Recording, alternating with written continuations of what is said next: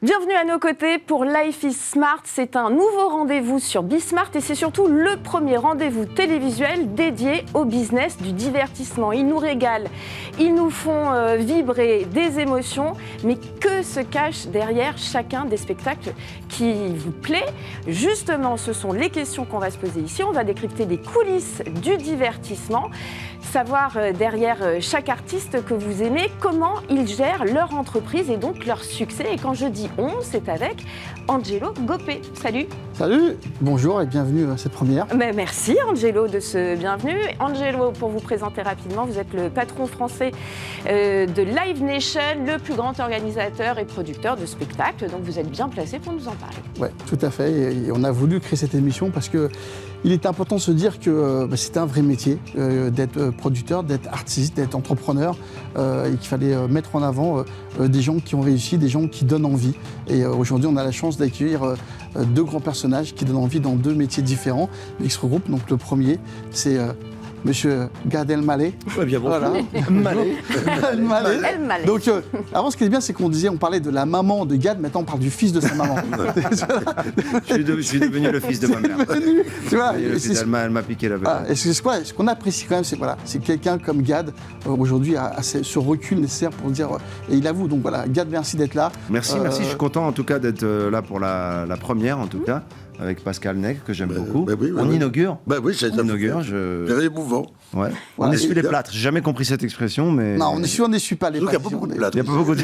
On est plutôt là. Donc, première, en plein pendant ton spectacle au Palais des Sports. On va en parler, mais ça dépasse tout. C'est une espèce de raz-de-marée. Je pense que et toi et moi, on s'y attendait, mais pas à ce niveau-là. Comment tu ressens ces 15 jours? Il faut d'abord dire à nos téléspectateurs qu'on est aussi liés parce que Live Nation produit mes spectacles. Mais je ne vais pas faire de la fausse modestie en disant « Oh là là, je ne comprends pas ce qui se passe ». Je pense que les choses s'expliquent et si on est là, c'est aussi pour avoir un axe et une vision, une perspective différente justement sur une forme de mécanique, de business model, je vais utiliser des termes comme ça, tu vois, de synergie.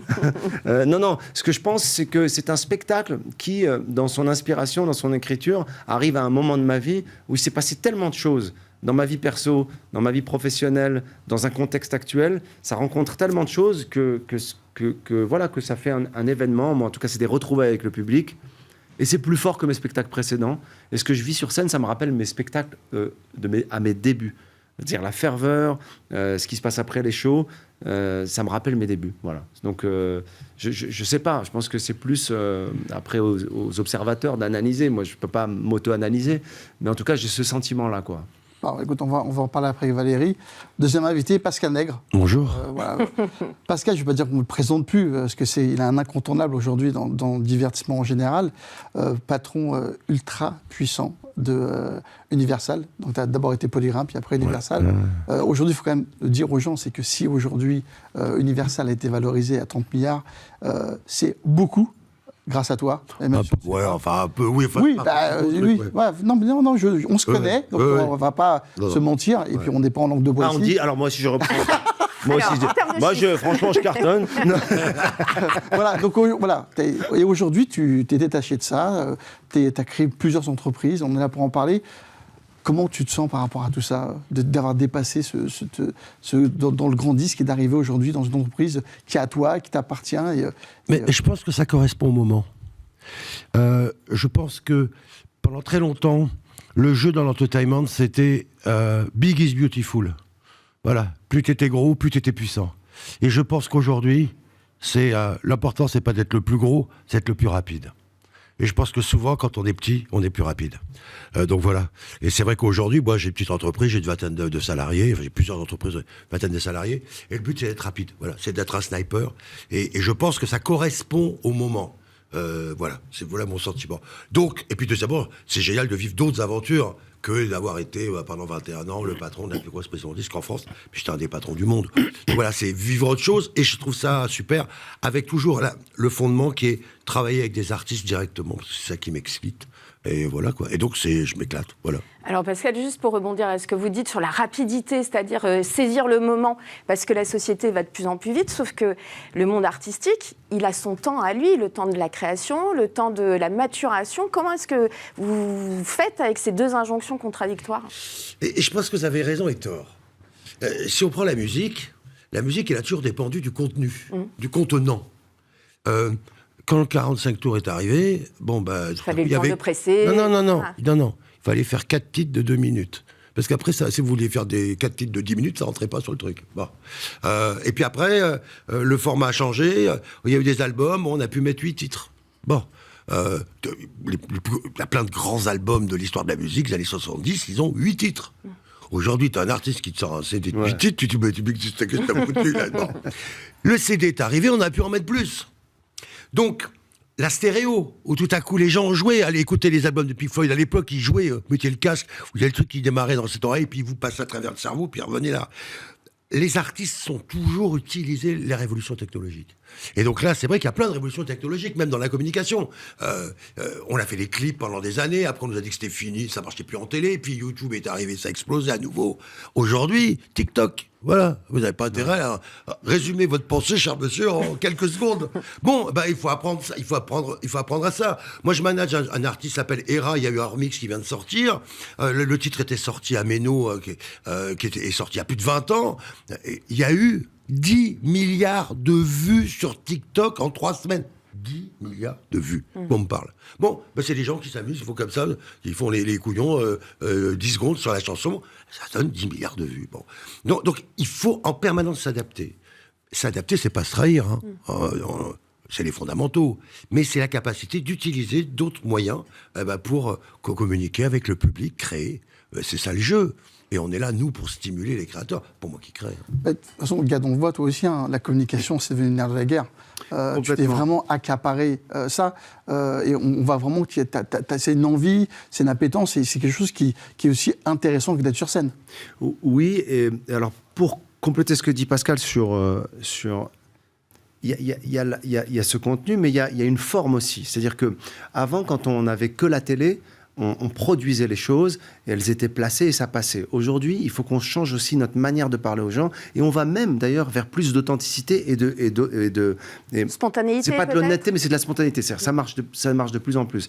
Si tu prends une forme qui est un peu quotidienne, improvisée, presque amateur, et que tu y mets quelque chose de formel, tu passes pour un ringard. Ouais. C'est-à-dire que si tu prends ton téléphone, tu dis, même, ça va trop vite, même salut à tous, déjà c'est fini ça. Déjà. Et en fait, il faut qu'on aille encore plus vite, et il faut qu'on prenne les choses sur le vif.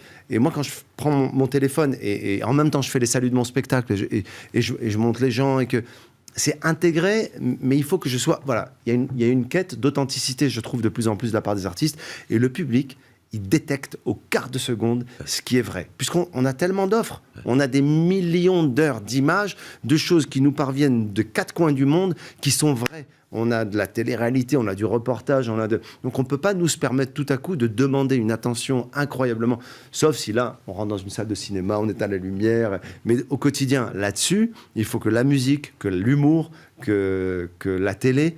s'adapte. Ça veut dire que c'est un nouveau métier aussi, et ça se rajoute à tous les métiers que vous devez embrasser. Il y a des gens qui nous aident. Moi, j'ai une équipe qui m'aide. Mais il faut que je sois ouvert à ça. Mais je ne le fais pas non plus par... là, quand je t'entends parler, je sens que tu es curieux, tu es excité. Ouais. On ne le fait pas pour être dans le coup. Je ne le fais pas pour faire le mec qui est cool. Ouais. Qui est cool. Non. C'est parce que ça m'excite, ça m'intéresse. Il y a même du truc avec lequel je ne suis pas d'accord. Il y a des trucs qui... Je m'en fous. J'ai pas... Mais ça m'excite. Ah oui, tu fais ça comme ça. Ah ouais, d'accord, j'essaie de comprendre comment ça se passe. Mais c'est parce que tu es curieux. Oui. Et avant qu'on vienne à Pascal, j'ai une question, c'est qu'on parle de temps. Aujourd'hui, tu es producteur de ton spectacle, tu produis un film. Je suis coproducteur, il y a une équipe derrière. Tu es coproducteur, c'est vrai. Et bon, on travaille ensemble, c'est pareil. Justement, je voulais t'en parler. Et après spectacle, tu rentres pour aller faire le visionnage de ton film. Oui. Le matin, avant d'arriver, tu recommences à avoir des plans. Comment tu gères tout ça, et c'est quoi les deux entreprises que tu as entre le spectacle et le film? Comment tu arrives à gérer les deux?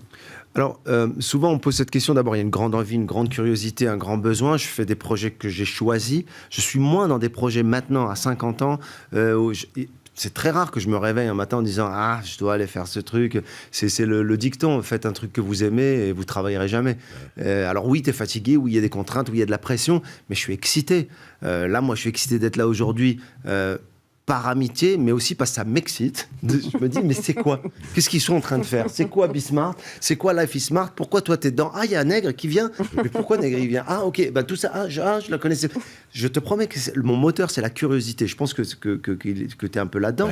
Oui, et les rencontres. Mais oui, et les rencontres. Et les équipes. Après, il faut avoir les bonnes équipes qui te permettent de... Et pour répondre à la question, comment je fais pour gérer ça? C'est simplement de l'envie, un peu d'organisation, et aussi considérer justement...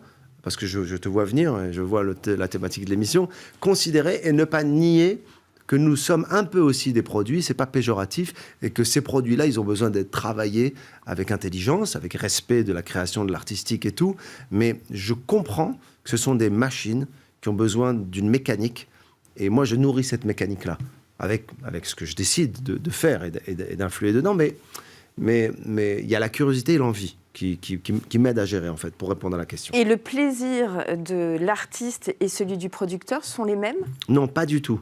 Parce que le plaisir de produire, de voir des choses se réaliser, pourrait se faire quand bien même je ne serais pas sur scène, d'ailleurs ça m'arrive, et je dois même vous dire une chose, c'est que parfois il est décuplé. Quand je collabore avec un jeune humoriste, quand je collabore avec un artiste et que je me mets dans la salle avec une casquette et que je suis au fond, alors ça t'as dû le vivre avec des chanteurs, et que je vois, ou alors que j'écris un truc avec lui, que je dis essaye plutôt ça au lieu de ça, et que je vais le voir, et qu'il le dit, et qu'il y a un éclat de rire, je me dis mon Dieu, c'est une satisfaction qui est tellement nouvelle pour moi, et je pense que c'est vers là que je vais aller, parce que on ne peut pas être humoriste jusqu'à, je sais pas jusqu'à quel âge on peut être humoriste, mais enfin, à un moment donné... Bon, on va en parler tout à l'heure, parce que tu vas un peu trop vite, là. Même, ouais, il faut aller vite, c'est Pascal qui a dit qu'il fallait aller vite. Du coup, Pascal, parce que c'est important, ce qu'on se dit, donc Universal, grande maison de disques, là, on est reparti, comme tu l'as dit, sur de l'artisanal. On parle de nouveaux artistes de découverte, tu as monté un label. Comment tu es reparti de ça? Comment tu redécouvres des artistes? Comment ce plaisir que tu as justement à redévelopper des choses? On a vu les réussites de ton label, Oh Boy, ce que tu as pu signer, c'est voilà, voilà, super. Ça prouve qu'aujourd'hui, les gens qui ont pu dire mais Pascal a fait son temps, non, puisque tu prouves que ça marche, que ce modèle marche et qu'aujourd'hui on peut être. Comment tu choisis tout ça et comment tu avances? C'est à la fois assez irrationnel et à la fois c'est les rencontres, c'est les coups de cœur, enfin ça marche comme ça. Et après, c'est la fidélité, les amitiés. Dans ma structure de management, j'ai deux structures de management. Je travaille avec des gens, des artistes et des personnes qui ont monté les boîtes avec moi, qui sont des gens avec qui j'ai confiance et sur lesquels on a des grandes histoires. Moi, je crois beaucoup à ça, quoi. Quand tu travailles avec Zazie depuis 30 ans, il n'y a pas de hasard, quoi. Donc voilà, et je parle de Zazie et je pourrais parler de Marc Lavoine, de Mylène Farmer. Il y a un moment où ça, je sais pas, je trouve que c'est l'humain est quelque chose d'essentiel. Voilà, donc je pense que c'est la seule chose qui me plaît quelque part. Je pense que la vie, c'est que des rencontres et après, c'est des chemins partagés, quoi, et des bonheurs partagés avec effectivement un sur scène et le public applaudit et l'autre qui est au fond de la salle qui se dit elle est pas belle la vie, regarde. Bon. Alors c'est encore plus excitant quand c'est un jeune artiste. Tu as raison, c'est vrai que tout à coup, voir le premier Olympia, moi j'ai des souvenirs de premiers Olympias d'artistes. Tu te dis, waouh, regarde, là ils sont là, et puis ça hurle, ça partage, ça. Donc je pense que c'est ça l'envie. Après, le marché dans la musique est en train de changer, mais il ne change pas fondamentalement. Fondamentalement, c'est quoi? C'est une personnalité, un artiste qui a un univers propre et puis à un moment donné, soit une voix extraordinaire, soit c'est écrire, soit c'est composer. Enfin, on sait, quoi, on sait. Alors, je dirais, aujourd'hui, pour développer un nouvel artiste, il faut aussi qu'il ait compris un peu comment jouer avec les parce que pour moi, il faut jouer. Il faut surtout pas se faire avaler par les réseaux sociaux. Mais voilà, quoi. Mais après, il faut y aller, quoi. Alors, je pense qu'il y a une grande différence. Et c'est TikTok, là, la différence. C'est que, moi, toute ma carrière, on contrôle, entre guillemets. On croit contrôler. On fait passer le disque à la radio, on fait les télés, ouais, c'est bon, non, pas l'éclairage, là, plus dessus, plus dessous. Il y a tout ça. TikTok, tout à coup, t'as l'artiste, il fait un truc sur TikTok, il n'a rien demandé à personne, et tout à coup, il va avoir 100 000 followers en un mois. Alors là... Et pourquoi ça? Pourquoi pas ça? Tu sais pas. Et je pense que c'est une des premières fois où on contrôle pas dans la communication. Ce qui est un truc très nouveau pour moi, parce que ça a toujours été, au contraire, on contrôle. Et là, il y a un truc, il y a un laisser-faire qu'il faut admettre, même dans la réflexion marketing et promo. Ce qui est un truc complètement nouveau. Je trouve. Et je pense que ça, c'est TikTok qui, pour la première fois, met ça. Parce que YouTube, bon, ça va. Ou même les réseaux sociaux, on fait attention, on regarde. Là, TikTok, c'est un truc qui s'emballe. Ouais, mais après, on ne sait pas pourquoi. Relativise. Et On est vraiment dans la musique. Je parle de la musique, Si moi. on se pose la question, par exemple, Je pense, alors beaucoup moins en France, mais chez les anglo-saxons, dans l'humour, TikTok a été... Alors ça crée différents types de chemins, et d'humour, et de médias, et de manières de s'exprimer. Mais c'est vrai que tu as des vidéos drôles. J'ai oublié le nom de cet Italien qui fait des...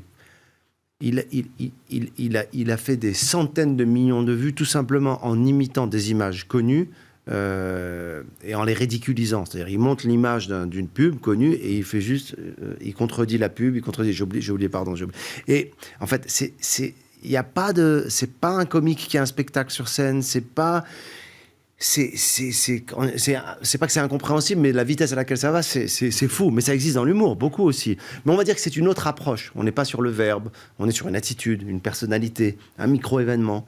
Et là, on voit l'image et ça nous parle immédiatement. C'est parce que notre œil est aiguisé à ça. Moi, je le vois. Quand je passe sur des vidéos, je vois tellement de choses que je suis appelé par quelque chose qui m'a l'air un peu... Et il faut que ce soit un peu vrai aussi.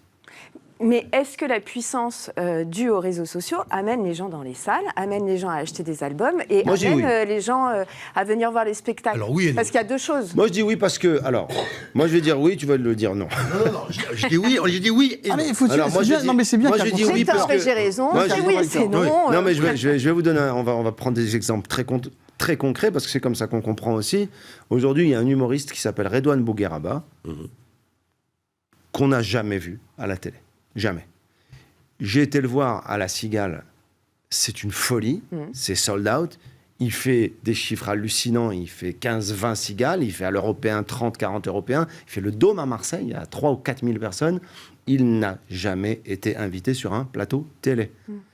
Il poste des extraits sur Insta de ce qu'il fait dans les clubs. Et ce qu'il montre de ce qu'il fait dans les clubs, c'est pas forcément ses vannes où il est très fort, il écrit. C'est des impros avec le public, des attitudes. Les gens veulent voir le mec qu'ils ont vu en vrai être dans cette attitude comme un espèce pas d'avatar, mais d'un personnage qui sort comme ça de nulle part, et ils sont très très séduits. Et il a une personnalité, voilà un exemple d'humoriste qui cartonne partout en France et qui passe pas à la télé. Ah, mais t'as raison. Alors, ça c'est oui. Et pas sur YouTube non plus. Ça c'est oui. Le côté non, on va être poli, on va être gentil, on va pas donner le nom des Instagrammeurs, Instagrammeuses ou TikTokers ou TikTokeuses Qui ne pourront jamais vendre un billet. qui ont essayé de faire un titre qu'ils ont lancé et qui ne s'est rien passé dessus. Donc voilà. Donc Alors c'est pas quoi parce que Oui, mais c'est alors pas dis-moi parce pourquoi. Parce que le point de départ, peut-être, n'était pas artistique pour arriver sur Instagram. Alors, il y a Non, c'est une des question. contre-exemples où tout à coup, ça marche. Et je pense, sans vous être méchant, je pense qu'il y a même des chanteuses qui ont démarré d'abord comme Instagrammeuses avant d'être chanteuses et qui ont fait une grande carrière. Mais je pense qu'il y en a qui pensent qu'il suffit d'avoir de l'audience pour tout à coup faire qu'il y ait une adhésion du public. Et je pense que c'est la grande... On le sait sur les réseaux sociaux, c'est le nombre d'abonnés et le nombre d'engagement. Bon. Et que les gens qui regardent ces garçons ou ces filles, tout à coup, les trouvent super cool, elles suivent. Mais de là, aller écouter leurs trucs... et est-ce que j'ai vraiment envie de ça? Est-ce que j'attends ça de lui? Est-ce que j'attends ça de lui? C'est aussi ça. Donc ça marche pas à tous les coups. Parce qu'on a vu le nombre de... c'est marrant, je discutais hier avec une personne, il y a une major qui a fait la première signature par data. Donc ils ont analysé tous les machins, les trucs, ils ont signé le gars comme ça. Bah, super. Et donc elle a montré à ses équipes le clip. Et vous en pensez quoi? Tout le monde a dit, c'est pas bien. Pas bien. Mais c'était une signature data. Donc voilà, donc c'est là où il faut faire mais attention. je pense qu'il faut être réaliste, il n'y a pas de justesse. Gadi a raison dans ce qu'il dit, mais toi aussi, je pense que c'est la magie de notre métier. Ouais. Parce que tu parles de Redouane, il y a aussi Inès. On parle quand même, Inès Reg, elle parle d'une vidéo, vidéo qui a fait au mois d'août, et après c'était un succès phénoménal. Incroyable. Mais je pense que c'est bien de se garder en tête, parce qu'effectivement, c'est un accélérateur. Il faut juste qu'on fasse attention au miroir aux alouettes. C'est comme tu dis, il y a des artistes qui ont cru que tout passait par TikTok et ça ne marche pas. Il y a des phénomènes qui marchent. En Angleterre, Pink Panthers. Oui. Rihanna a Mais fait un après, morceau. attention, on oublie aussi que ceux qui font, je sais plus si c'était Coluche qui disait, on met une vie à être connu du jour au lendemain. Attention, parce que ce soit Redouane ou Inès, elle en a Ça fait a des bossé. shows. Elle en a fait des plateaux. Elle était au Comedy Club. Tu vois, Redouane, il en a fait il allait jouer dans des chichas. Il allait jouer dans des restaurants. Non, mais vraiment. Et ils en ont fait. À un moment donné, ce qui sort sur les réseaux sociaux, c'est pas un mec venu vraiment de nulle part. Ah ben non. Je crois qu'on est dans la conséquence. C'est la conséquence de ça, plus ça, ce que t'es, ta frustration, le fait justement que t'as pas été à la télé. Et après, ça pète, en effet. Et puis, ça parle. Tu vois, moi, hier, il y a quelqu'un qui m'a dit, la vidéo d'Inès Reg, il y a un truc qui était magique, c'était super drôle, une projection de toutes les femmes du monde, comme ça, sur le truc. Mais aussi, tu avais des gens qui le prenaient limite au premier degré aussi. Et il y a une confusion là-dedans, parce qu'il était tellement vrai, tellement bien joué, c'est qu'il y a un truc qui se mélange, et on ne sait pas ce que c'est. Si ça avait été un vrai sketch très produit, on s'en fout, on aurait été distancés. Non, mais ce qui est intéressant, excuse-moi, ce qui est Il y a le intéressant. talent. Après, tu parles d'une Mais femme qui a du talent. non, mais c'est des Le gens talent. qui. Non, mais il y a des. Non, Et le Inès, travail, sur non, mais le Inès travail. travail et talent, Ben c'est oui, obligatoire. il y a du talent. Ce qui est important dans tout ça, et de toute façon, c'est ce que la deuxième partie de l'émission va en parler, c'est le renouvellement des médias. C'est qu'aujourd'hui, on va par rapport au disque, on n'a plus besoin d'un média traditionnel pour que ça marche. On n'a plus. Il n'y a pas que ça. Il y a des choses qui peuvent débarrer sans médias traditionnels. Il y a un moment donné où, là, tu parles tout à l'heure, tu parlais d'un humoriste qui n'a pas encore fait de télé et qui marche.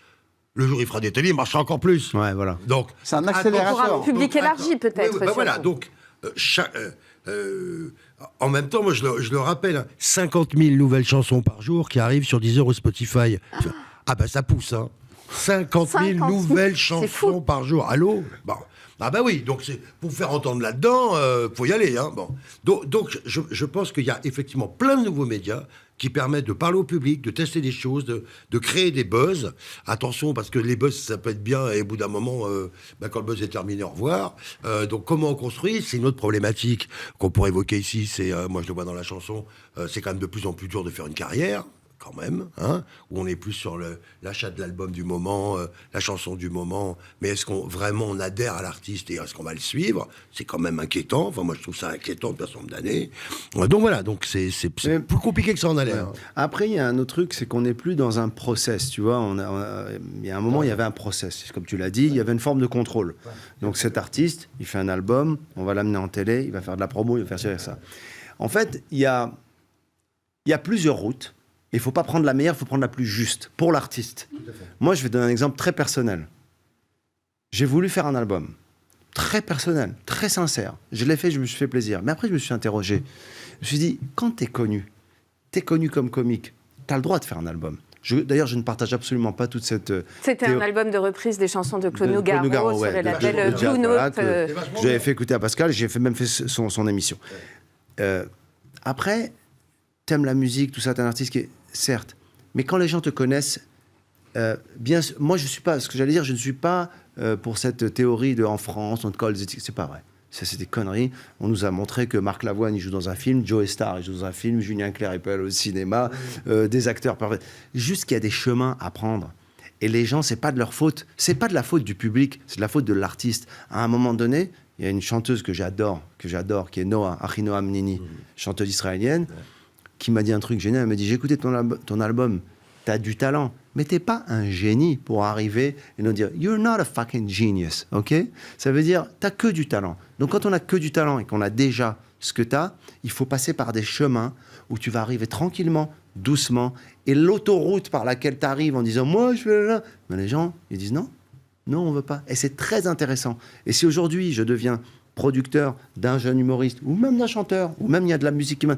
Je vais pas me dire, tiens, je connais un tel, parce que c'est facile de dire je connais un tel et je vais appeler... C'est pas ça qu'il faut. C'est la chose la plus juste. Je suis sûr que pour des artistes à toi, tu vas les envoyer au casse-pipe, tu les mets au journal de 20h. C'est évident.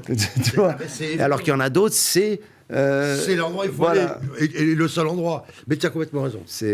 Mais on va continuer à en parler plus longuement. Mais d'abord, on a envie un peu de casser le rythme, de saisir l'instant, comme vous le disiez. Donc c'est une interview. Ça part en live.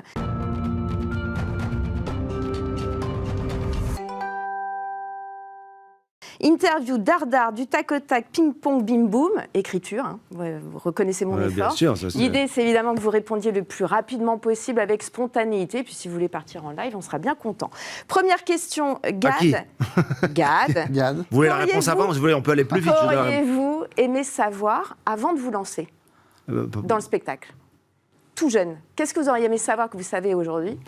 J'aurais aimé savoir qu'il était possible que des gens soient pas fiables dans le show business, au-delà de la théorie. J'aurais voulu qu'on me l'explique comme des gens malhonnêtes ou qui tournent le dos. Et j'aurais aimé qu'on me donne un exemple, qu'on me montre un film avec des vraies situations qui ont existé et pas juste, tu sais, c'est un métier où les gens sont pas très fidèles et ils peuvent t'abandonner. J'aurais aimé qu'on me le montre parce que le jour où je l'ai vécu, ça m'a fait un tel mal de chien, ça m'a tellement fait souffrir. Vous venez de renseigner quelqu'un au moins. Ça Voilà. fait déjà ça. Oui, c'est vrai. Et Pascal, la superstar du disque et de la musique, aujourd'hui, s'il y avait un rêve professionnel inavouable, pour toi, ce serait quoi? Trouver le prochain Angelo Gopé, c'est ça l'histoire. Hein, il le dit pas, je l'ai embauché, t'es stagiaire. Hein. Il a démarré chez nous.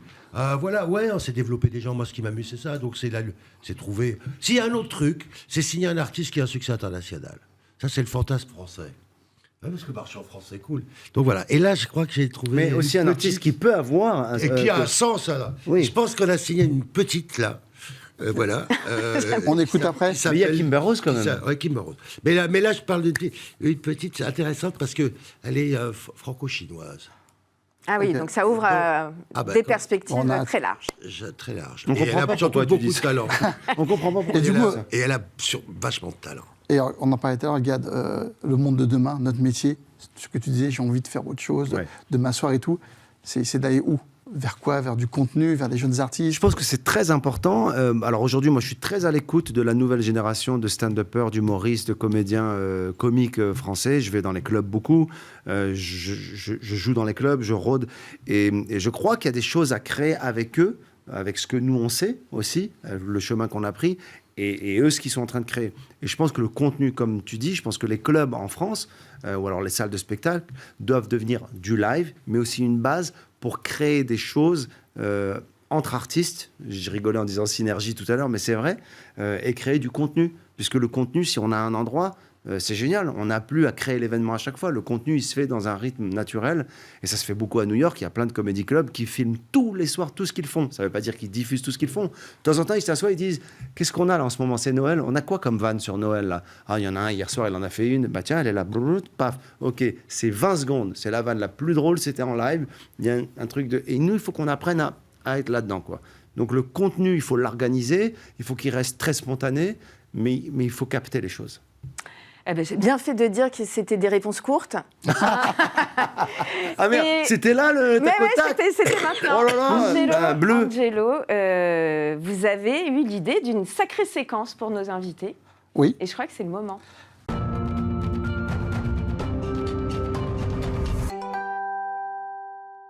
On s'est dit qu'il fallait quand même marquer le coup. C'est pas le mot de la fin, c'est pas votre mot du jour, c'est le mood de la fin. Voilà. Donc quel est chacun votre Au lieu du mot de la fin, c'est le mood de C'est la le fin. mood de la fin. Le mood Le mood de la fin. C'est le mood. Malé va dire le mood de la fin. C'est le mood de la fin. Donc, Tu fais à drôle chacun de mood, votre tour, toi. vous avez Il a drôle de mood, je trouve. 45 secondes pour le mood de la fin. Alors, vas-y, Pascal. Ah bah tiens, évidemment, c'est... Non, mais... Je sais pas, je trouve qu'il se passe plein de choses. Je pense qu'on vit, des moments assez passionnants, voilà, dans l'entertainment. Et même ce qui est en train de se passer... je sais pas, moi, je sais pas si vous regardez la campagne électorale, enfin, c'est... Je vis des trucs un peu hallucinants. Enfin, je trouve qu'on vit une période à la fois troublante et en même temps... moi, c'est mon côté optimiste, hein, assez passionnante, je trouve. Donc voilà, quoi. J'ai l'impression qu'on est en train d'assister à la fin d'un truc et au démarrage d'un autre truc. Voilà, globalement, quoi. Un peu ce sentiment-là. Mais on va voir. Gad, le mood de la fin. Le mood de la fin. Écoute, moi, j'ai envie de parler de joie. Vraiment, au sens profond du terme. Parce que... en fait, c'est ça qui me motive aujourd'hui. Mais de joie profonde, c'est-à-dire l'excitation, la curiosité, comme on a dit. Aujourd'hui, d'être là parce qu'on a envie d'être là. Et je pense que ça, c'est un moteur exceptionnel. Et donc, c'est mon mood en ce moment. Alors, peut-être parce que ça se passe bien. Mais mon mood de la fin, c'est la joie, essayer de la chercher, essayer de l'atteindre. C'est une quête, mais voilà, j'ai envie de parler de ça. C'est être en éveil et dans la joie avec ce qui nous excite, quoi. Merci. Tu peux dire amen. Amen. Amen. Et c'était notre joie de vous avoir pour cette première. Merci beaucoup d'avoir occupé ce rendez-vous. Et on se dit, Angelo, on se dit à bientôt quand même. Rendez-vous dans 15 jours, la prochaine, avec Laurent de Gourcuff et Jean Habert. Exactement, voilà. Oh là là. Et oui, tout ce qui nous divertit. Vous allez être invité dans des endroits sympas. Ils vont voilà. Et voilà. Life is Smart peut avoir aussi sur Bismart en replay. À bientôt.